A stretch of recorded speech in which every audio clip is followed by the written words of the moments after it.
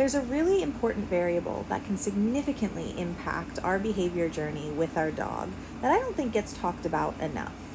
That variable is social support for the human. Behavior journeys are rough, whether you're dealing with reactivity, family-directed aggression, intra-household aggression, separation anxiety, noise phobias, or as is often the case for my clients, you're dealing with multiple concerns in that way. You're working on a complex behavior case. It's hard. It requires emotional resources.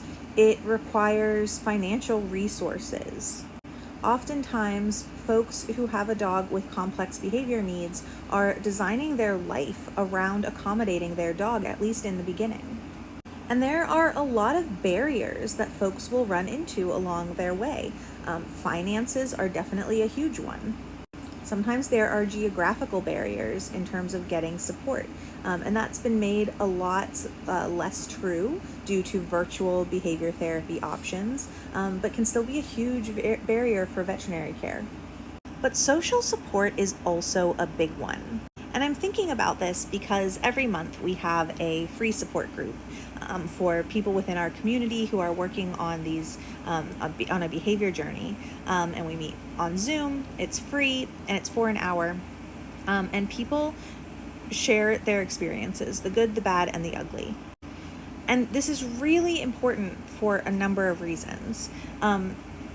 One, because it lets people see they're not alone. Behavior journeys can be isolating.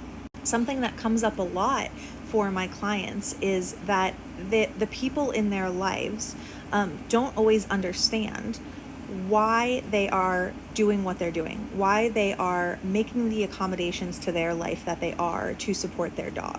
And that's because the accommodations are working. And so the dog, in a lot of these cases, looks like they don't need all of these accommodations, and it can be difficult for people who haven't been on a behavior journey themselves to make the connection that the reason that the dog doesn't seem like they need a ton of accommodations is because those accommodations are being made, because there is good management in place, because the human is doing a ton of labor to make that true. And that can feel very isolating. And yet it is a very common shared experience for folks on a behavior journey. And so being able to connect with other folks who understand, who get it, even if they're not going through the exact same thing, can be incredibly powerful. And then the other reason is representation. It's vital that we're able to see where we can go, to see what is possible.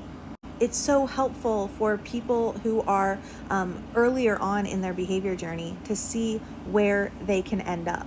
And then the people that they're seeing can also see people who are ahead of them, and they can see where they can continue going. And that's vital. That's so important. It's so important to success.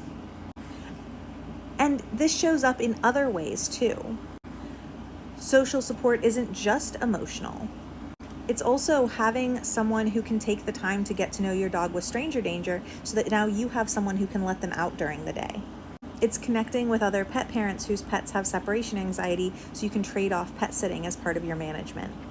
It's having people who are willing to do training setups with you and follow your instructions and aren't going to gaslight you into thinking that you're being too much in advocating for your dog.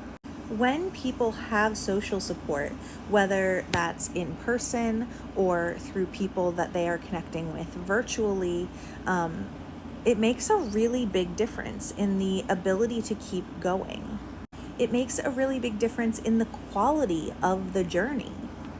Having someone to celebrate your wins and to support you through your setbacks is huge.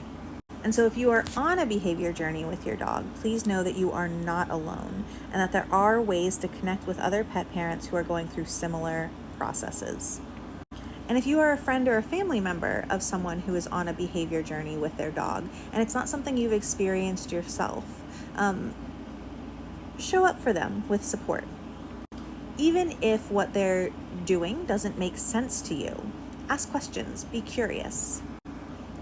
Validate their emotions, even if you don't totally understand the experience. Offer what you can to take things off of their plate. Ask if you could be helpful in a training setup. Learn more about behavior modification and dog body language so that you can be more involved in the conversations that they might want to have with you about what's going on in their life, because it's probably a pretty significant part of their life right now.